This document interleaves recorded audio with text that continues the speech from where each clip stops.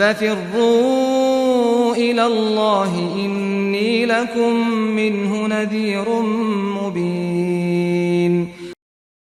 نعم أعوذ بالله من الشيطان الرجيم بسم الله الرحمن الرحيم أشهد أن لا إله إلا الله وحده لا شريك له وأشهد أن محمدا عبده ورسوله اللهم صل على محمد وعلى آل محمد كما صليت على إبراهيم وعلى آل إبراهيم وبارك على محمد وعلى آل محمد كما باركت على إبراهيم وعلى آل إبراهيم في العالمين حميد مجيد.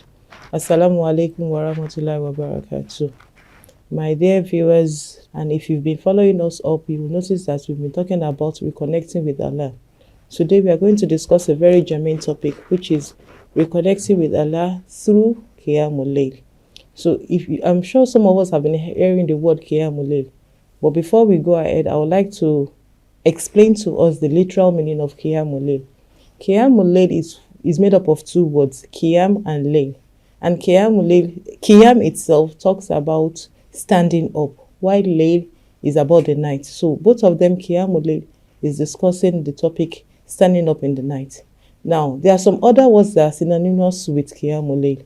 For example, we always hear the word tahajjud also. So why is Qiyamuliayl and tahajjud interchangeable? The reason being that both of them are nawafils that you do after Salatul Isha.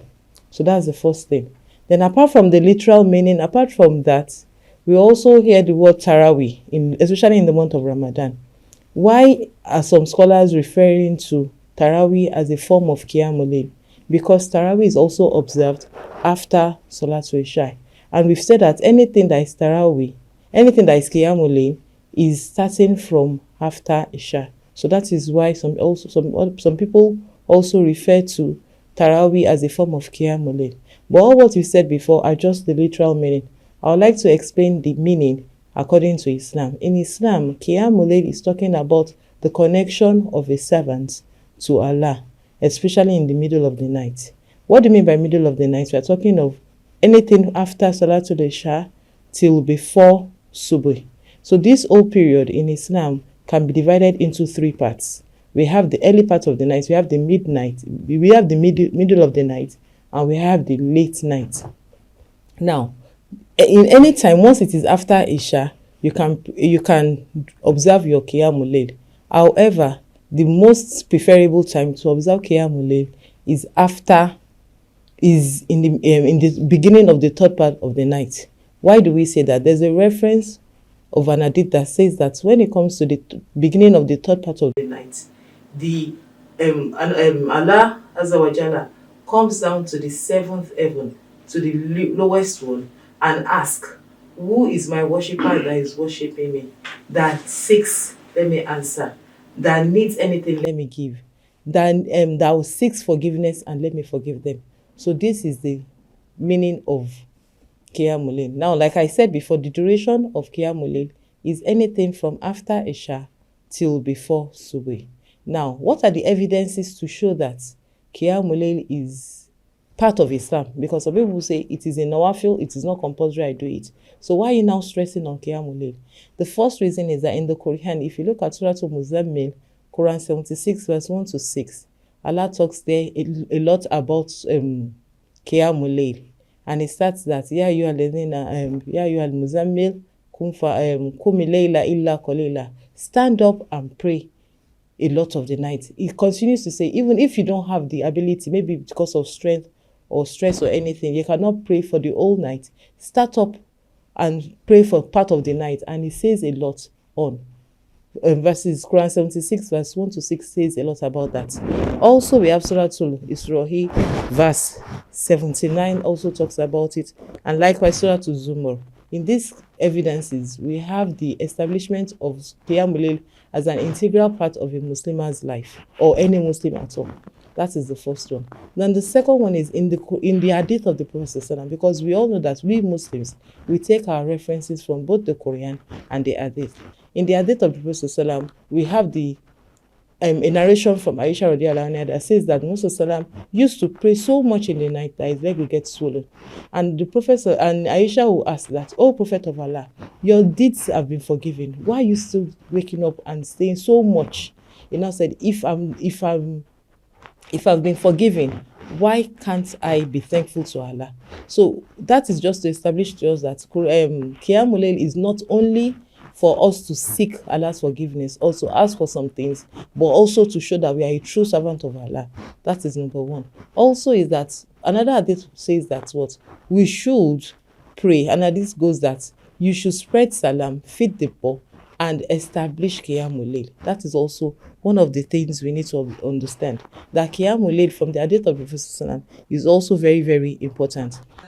ومن الليل فتهجد به نافلة لك عسى أن يبعثك ربك مقاما محمودا. Also, another narration says in Sahih Muslim that the best of Nawafil after the 5 obligatory salat is what? Qiyamuliayl. That we can find that in Sahih Muslim. So those are talking about how the beginning part of Qiyamuliayl, why should we do it? Now let's move to the second aspect of it, which is talking about how to establish it, forming it into an habit. Now there's one thing we need to understand. Qiyamuliayl, no matter how good it is, you need to be cognitively ready, psychologically ready, that you want to move into that realm of connecting with Allah when everybody else is sleeping. No, everybody loves sleeping. After the day's work, the hustles and bustles, especially those of us in Lagos, you are tired, you are stressed. Some of us, from even the office, you're already craving that you want to go to the house, you want to go home and rest and sleep. But you, as a Muslim, that you know your duty to Allah, you know that once you sleep for a short period of time, you need to get up and reconnect with Allah. You need to talk to Allah. You need to have that special bond with Allah. So that one is also very, very important. Now, one of the things you need to understand is that Qiyamuliayl is something that needs to be gradual. You don't rush into it and after some time you have a burnout. No, you don't do that. So it starts with being gradual. Everything in Islam talks about gradualism. You need to move at a slow pace. What do I mean by at a slow pace? Okay, you wake up today, you pray only 2 rakas. Then after some time, when you're getting used to it, you move to 4 rakas and you do other ibadah with it, reading the Quran, doing dhikr, reading your tafsir, doing a lot of other activities that will make you connect to Allah. So those are the things you need to do.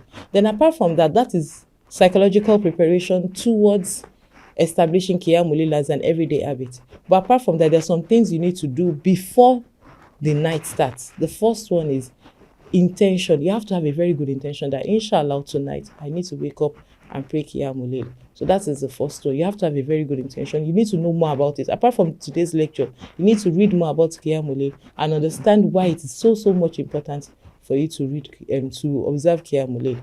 That is number 2. Number 3 is that when you are ending your day, please, my dear sisters, end your day with ibadah. It is very, very easy for you if you end your day with ibadah to start on a good note. But assuming maybe you watch films to sleep, or you read, or you listen to haram music, or you do some other things that are so bad, your body will feel heavy. Standing up to now reconnect to Allah will be a little bit difficult. So I implore us that we should end our day with ibadah, so that when you want to wake up in the middle of the night, you can easily wake up. Another one is that during the day, especially before Salatul Zuhr, we call it Koilula. That is having that short nap. It's preferable you have a short nap during the day so that your body will have rejuvenated and you'll be able to pray Qiyamuliayl. Another one is that, please, my dear sisters, don't avoid eating heavy meals in the night. You are the type that maybe it's around 10 o'clock, you just now want to start eating eba or heavy carbohydrate-based food. You shouldn't do that, because it's going to, before the food digests and you get used to it, it's going to be a problem. So we need to avoid such heavy food so that you'll be able to lie. Another one is having an external aid to aid us. What do I mean by that? Some of us, we need to have a friend that will be calling us in the middle of the night that, please, I want to, please try wake me up by 3 o'clock that I want to pray Qiyamuliayl. Or we need maybe to set an alarm with the noise disturbing us. If you set an alarm and the voice is so soothing, you will not be able to sleep. So we need to do that. Lastly, on this, I would like to talk about the benefits of praying Qiyamuliayl. The first one is that you need to pray Qiyamuliayl because you will connect to Allah. So that is very, very important. Allah will forgive all our sins. Also, you need to do Qiyamuliayl so that you'll be able to subdue your ego. All your wishes, all the things that human beings we like leisure, you'll be able to overcome it and worship Allah as it deems fit. So that is also very important. You need to be able to connect to Allah. You need to be able to, and also it also helps you cognitively. By the time you wake up in the middle of the night, your brain is fresh. So even if it is the Quran you want to memorize, or you have a project you want to do, you can at that moment, after you've done your ibadah, you can sit down and accomplish whatever you want to accomplish. So there are so many reasons, and the last one is that what we need to pray Qiyamuliayl because it is a pathway to Al-Jannah. The Prophet ﷺ said, if you give people food and you do all those things, inshallah, you enter Al-Jannah with peace, without stress. So one of the essence of praying Qiyamuliayl is that you end up entering Al-Jannah without it. So I feel that all these things are just a little clip for us to delve into it and go and do more research about Qiyamuliayl and use it as a means to reconnect with Allah. أقول قولي هذا وأستغفر الله لكم. السلام عليكم ورحمة الله وبركاته. آمنت بالله وملائكته وكتبه ورسله واليوم الآخر والقدر خيره وشره من الله والبعث بعد الموت لا إله إلا الله. آمنت بالله وملائكته وكتبه ورسله واليوم